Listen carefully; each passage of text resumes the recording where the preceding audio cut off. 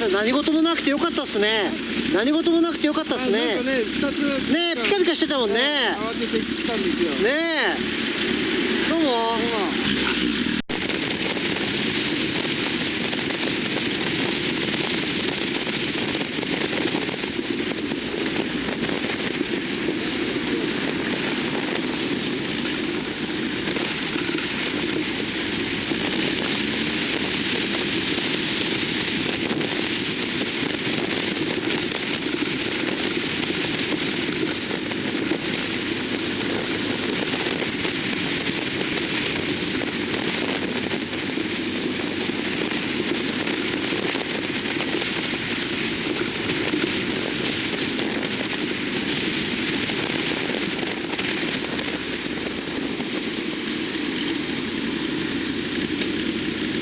おまるさん、真ん中止まっちゃう。真ん中止まっちゃう。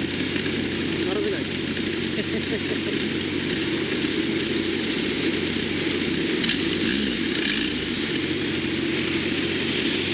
こんばんは。遅くまでお疲れ様です。大変ですね。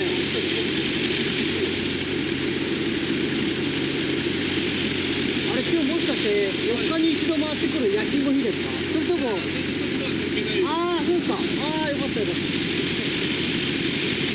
遅くまでやるんですね、仕事。あ、私はそうですね。いつもね、帰宅がね、7時過ぎるんですよ、私は。体走ってます。あ、しょっちゅう走ってますね。ありがとうございます。37でしょ、目黒通りでしょ。あと、北沢 PS の近くも通るし。